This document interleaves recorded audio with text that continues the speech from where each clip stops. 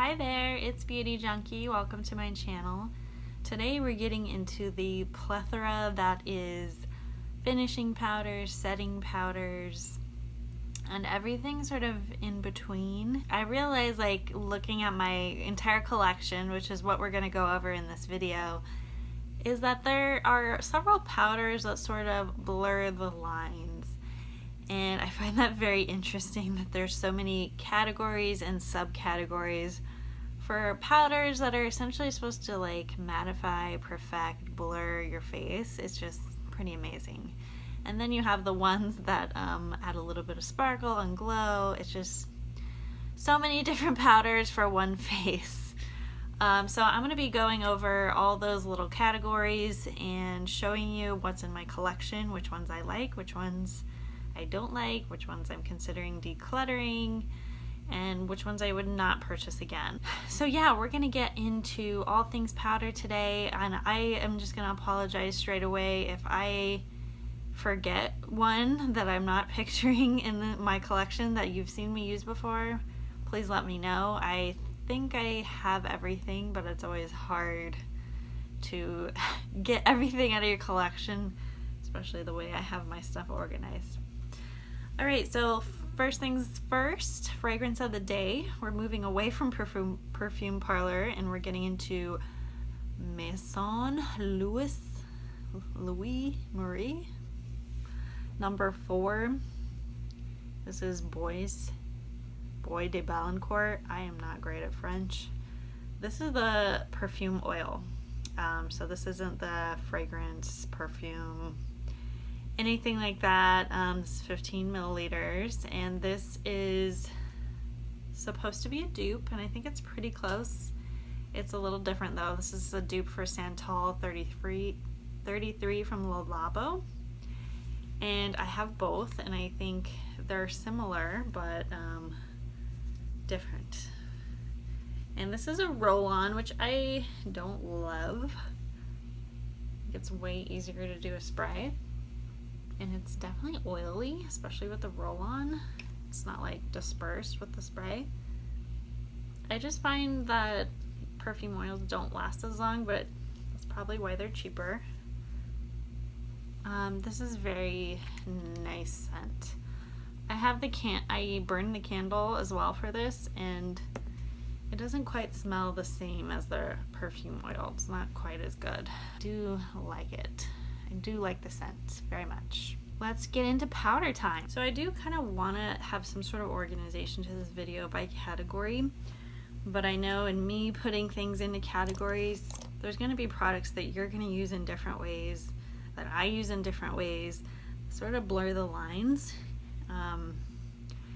So just keep that in mind. But first I kind of want to get into the general category of setting powder, because that's sort of probably the first sort of powder you're going to put on your face after you put on whatever foundation that you wear, unless you wear powder foundation. Even so, some people like to set their powder foundation. I will start with what I've purchased first and what I've purchased a couple times, the Laura Mercier Translucent Setting Powder. What I love about this more than anything is the value.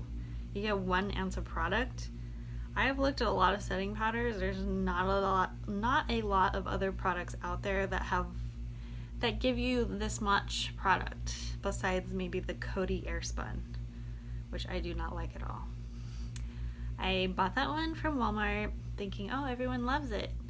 The smell I cannot get over, but I just think it's a thick powder. It's not it's not refined enough. I don't really get it, like why people like it, to be honest, especially because of the smell. But that being said, I think this is one of the better values.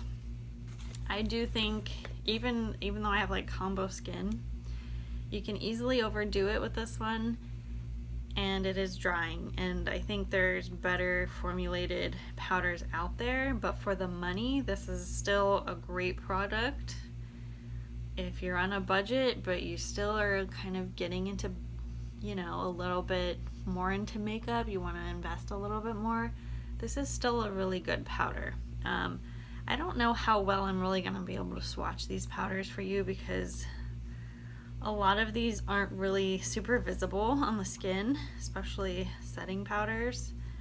But I can describe to you like the texture. I mean, normally you're not gonna swatch a powder, so maybe I should use a brush.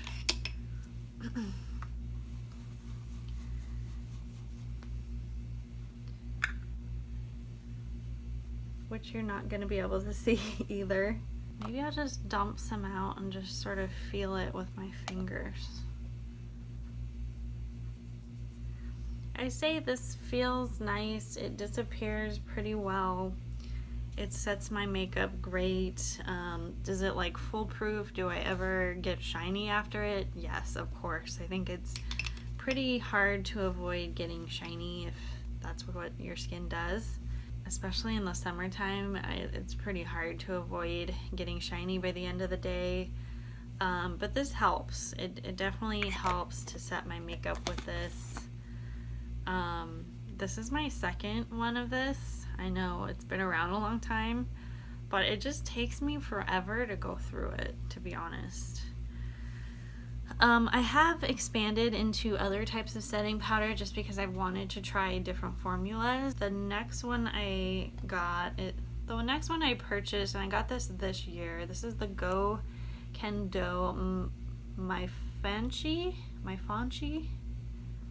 natural lighting powder, and there's no color choices for this. It says you're supposed to use for setting after foundation or cream formulas to add a subtle radiance. Always keep the puff clean to ensure smooth application. So this is an interesting powder because it's not exactly like translucent. It has a color to it and you don't get a choice as to what color you get, which I think is really interesting, but I do think it still works for me. My puff is super dirty. If you guys, I like using the puff because you can just kind of press on, and that's kind of a different way to do it, but it does get dirty. I like, oh boy, I'm gonna make a mess. I like the formula of this. You can see the color, it's kind of a beige, and it, you know, it's soft, it's blendable, it's smooth. I would say it feels not heavy, but you can feel a weight to it.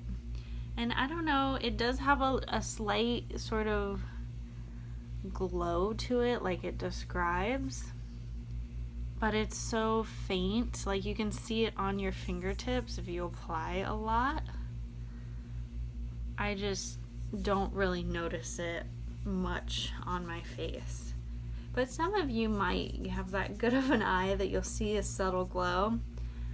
It just, to me, like, I like it. I don't know that I would repurchase it just because there's not a lot of product in here. There is 0.42 ounces, so you're getting half the product of Laura Mercier, and it's more money.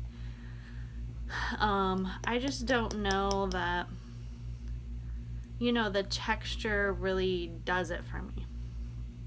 It's fine. I like having the option.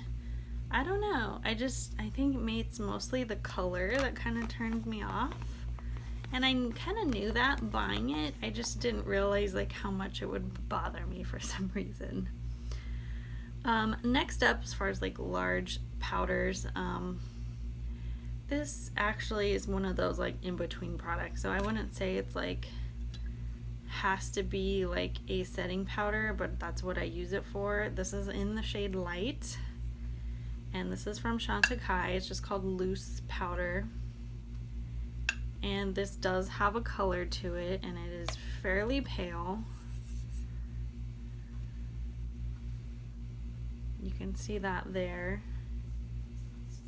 And, you know, I say it feels a little less heavy than the Koh Gen Do, and it feels fairly silky. I think it might be a tad silkier than the Laura Mercier. I do think, though, it needs to come in more shades besides, I don't know, there might be 2 shades, 3 shades. It does feel really nice. I think as far as like really replacing Laura Mercier, this is probably the closest one that I have. This is fairly new product to me, so I haven't like fully explored using it, and to tell you like does it make my makeup last all day, just because I haven't been wearing a lot of makeup all day this summer. So like to compare longevity and how well it actually performs in setting my makeup, it's too early to tell with this one. This one I think does a decent job. I didn't notice that it performed any better than the Laura Mercier. Now the sort of newer, I have a couple samples from by Terry, the Hydra Powder, and I have them both in white, and one's a loose and one is the newer like pressed powder, Hydra Powder. I really want to get the colored version of this, the lightest color I think, because I do really like the texture of this powder. I think it's just super lightweight and definitely like the silkiest feeling of all of the ones that I have. But it is a fairly expensive powder. It does feel like really slippery and almost silicone-y. I wouldn't say it feels like particularly wet or like my skin feels more hydrated. I would not go that far. I think it's interesting they have Hydra in the name. I think that's meant to tempt you, but it does feel not as dry as Laura Mercier for sure. The white color doesn't really bother me because I'm not taking like a lot of photos of flash, so that's not really an issue for me. I like that they have a pressed and a loose. I like having that option. They both, you know, feel fairly smooth. I think if you want the smoothest, just from touching on your fingers, the loose powder feels smoother for whatever reason. I don't know if it's because the brush has been in this powder. It's roughed it up a little bit, but you know, they're fairly the same product essentially. But really nice. And that's kind of it for my face setting powders in the traditional sense. I do have an under eye setting powder. This is the only one I have that's like dedicated for the under eyes. And I wouldn't buy this again. I don't know how fast I would really run out. This is from Mcgrath. This is the Skin Fetish Sublime Perfection Blurring Under Eye Powder. This is light, and you know, it feels very smooth, similar to the by Terry, but it's very white. Like, it's surprising like how white it is, and it kind of makes me feel a little bit dry under my eyes. Some people really like this and swear by it. I don't know that it's like totally necessary for me personally to have like a separate under eye powder. I think it's interesting kind of product. I'm not sure that we all need it, but I think it just depends on your under eye situation. I don't know that many people that have like a super oily or under eye, or you just, I feel like most people have drier under eyes and you're not getting a lot of oil production under here. I think, you know, it makes sense to set concealer so it doesn't crease, but you don't want something like too crazy drying because then it's gonna show those fine lines. So I don't know. Interesting sort of type of product there. All right, moving on to a new sort of category within the powder world, and that is getting into finishing slash blurring slash adding a little coverage powder. Now, I don't have like full-on powder foundations, at least I don't think I do. Some people may classify some of the products I'm about to show you as like powder foundations, or kind of a light powder foundation. I don't think these really are on me personally, but I could see why you would think that. So I'm going to start with the Bareminerals Matte, and it's definitely not a setting powder. It definitely adds some color to your skin. It does add a slight amount of coverage, but I think if you just want to kind of mattify your skin out in the afternoon, this is an option for you. And if you like a loose powder, you don't like pressed powder, I mean, Bareminerals is fairly available. I have the matte version. I thought I would like this a little more just because it's a cult classic. I just have to use so much of it to get any real, like, a noticeable coverage. I think, you know, it's nice it has SPF in it. If you want to have some powder, you want to look matte, but you want some SPF, this is an option. It's not very high SPF, but as far as like mattifying your skin, I find that I definitely have to put a setting powder on top of this. So this isn't like a one and done product. It's gonna mattify, it's gonna give coverage, and that's it. I think my oils definitely come through with this powder. So it's interesting. It's not quite as great as I thought it would be. I definitely wouldn't buy it again. And it definitely feels like drying. It doesn't feel silky that much. It's not bad, but it's, you know, you can see I have some coverage there.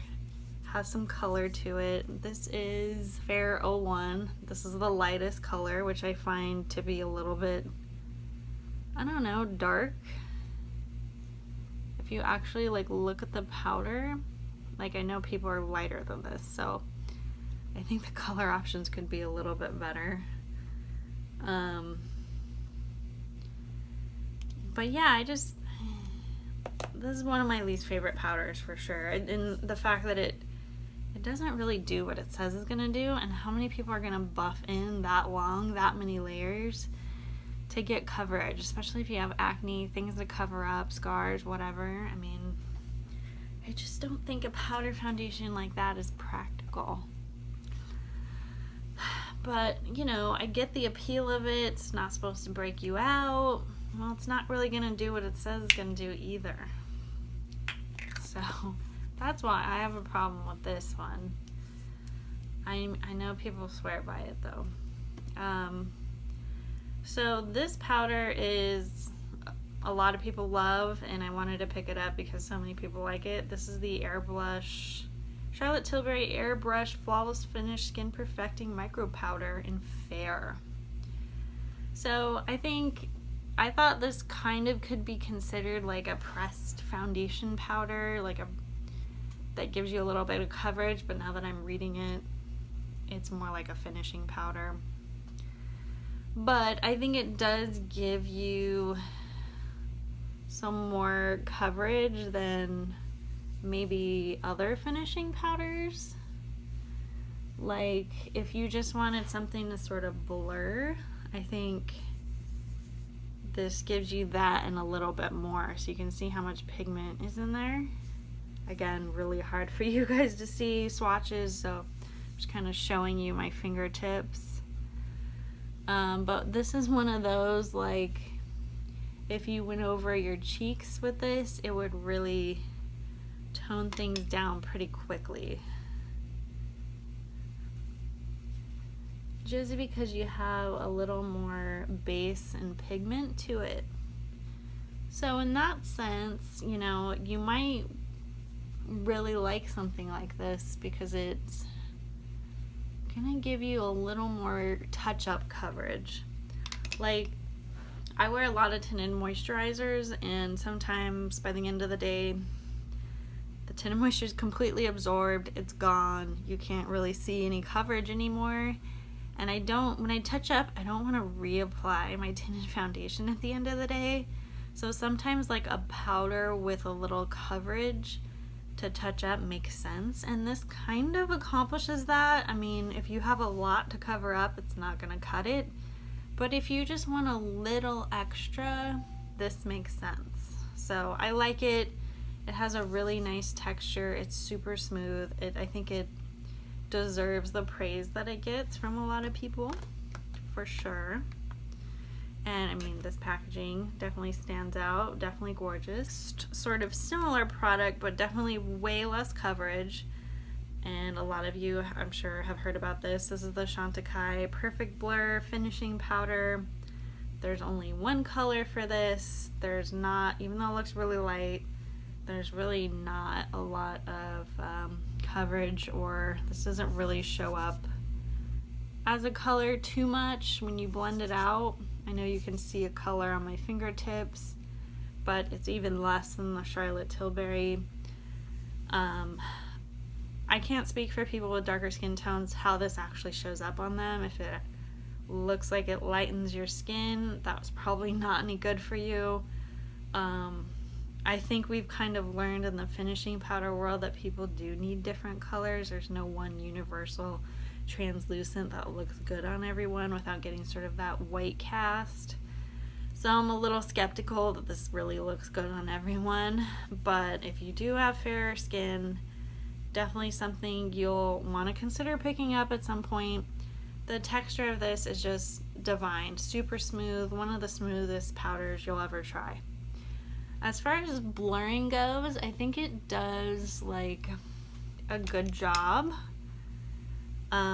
It's not like super heavy, which I think is the key. You can definitely build it up. You get a little bit of mattifying, but it looks real natural. It doesn't like cancel you out totally. You definitely like have a little bit of layering to do that. And it does provide that smoothing, blurring effect. I think it's really nice. But at the end of the day, if you're, using this to sort of touch up any like areas where you've lost coverage, you're not going to get coverage with this. This is more of a blurring, perfecting at the end of your makeup routine finishing powder. Not so much, oh, I'm really oily right here, I need to touch up. I don't think this is quite meant for that. So I know people like to use products in different ways. I just think this is really meant for blurring. Super pretty, but expensive. Try to get that on sale, but you're gonna have to get it quick because it always sells out. All right, moving on to the more glowy end of finishing powders and powders in general. These are a little bit more fun, a little different, and you probably have something like this in your collection already. If you don't, I would really consider picking one up because I think these types of products are just really subtly beautiful and definitely worth adding to your routine. So the first two I'm going to show you are vastly different in price, but sort of the same idea, and one is definitely a dupe. The first I'm going to show you is the low end. This is from e.l.f. and this is the dupe for the Meteorites Powder. And the original Meteorites Powder is from Guerlain. And e.l.f. tried to copy it. They don't really sell this anymore. I got this year from Ulta, and I just thought it was kind of funny. It smells a little chemically, but this just didn't work for me at all. I couldn't barely get any product to come off the balls, and it's supposed to sort of be a glowy, glittery powder, but I found that there's actually pretty large chunks of glitter coming off of this randomly, and it's just weird. Like it doesn't perform well at all. So don't ever try this if you see it. But essentially the original product, you just kind of swirl your brush over the balls and you just buff in your makeup, and it's supposed to give you a very slight, subtle, barely there glow. And they have different colors of balls, different shades, different additions.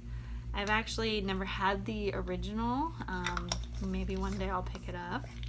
But I do have a slightly different version of the Meteorites from Guerlain that I picked up this year. This is the pressed powder compact.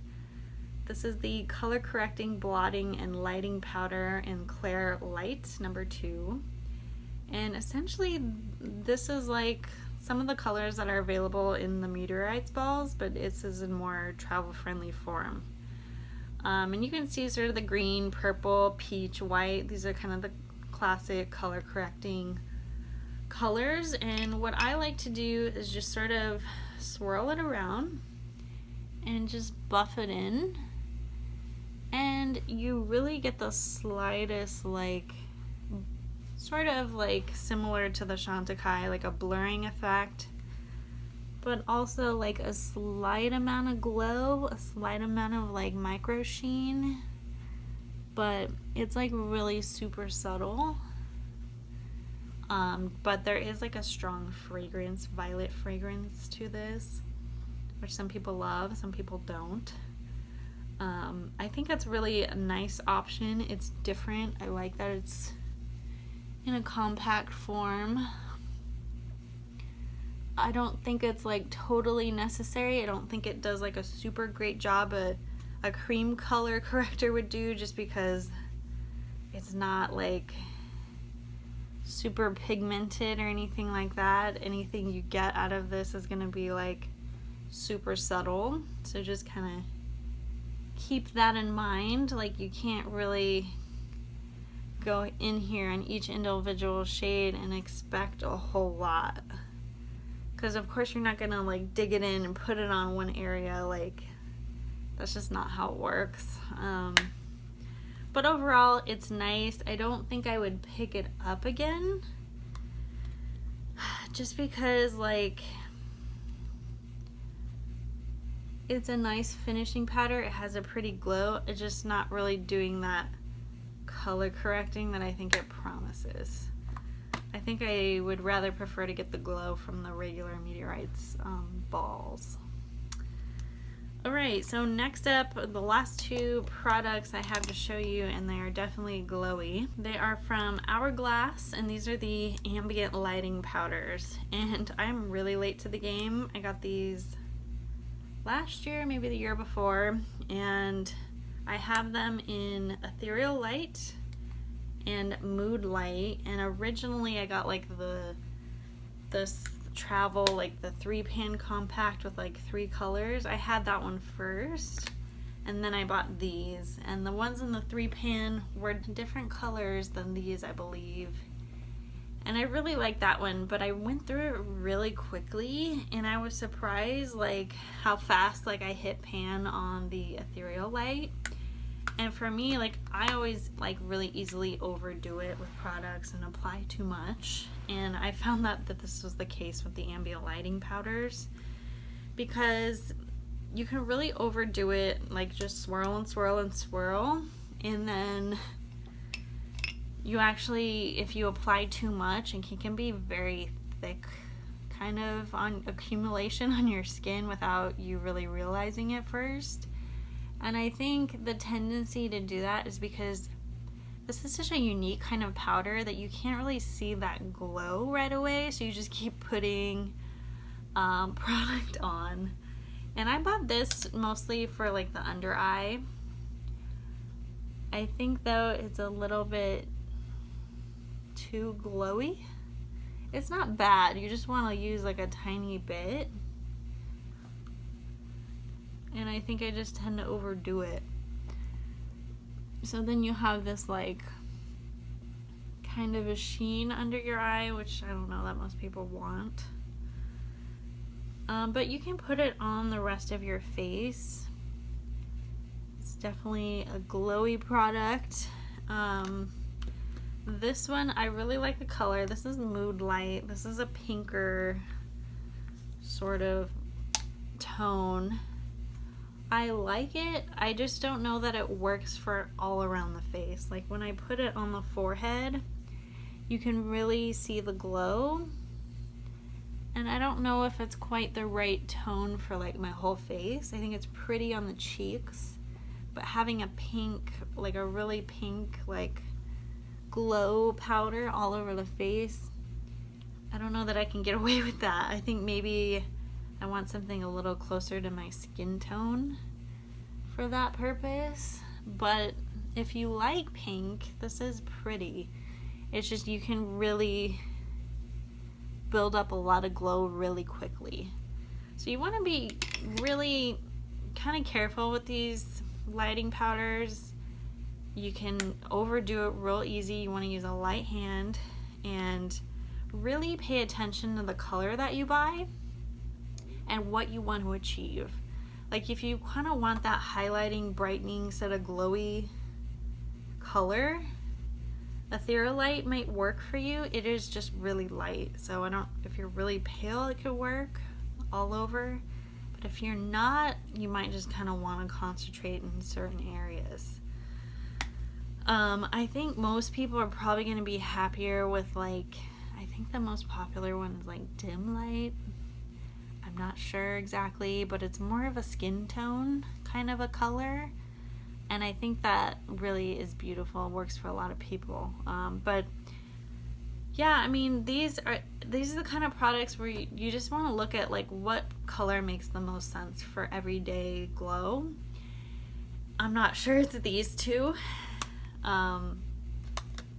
And even if you go in the store though and swatching it, which I'm not sure you can do right now depending on where you live, but even if you swatch these, it's kind of really hard to tell what it's really going to look like on your skin without applying it to your skin, just because you can't really tell too much from the swatch because they're just a different kind of powder.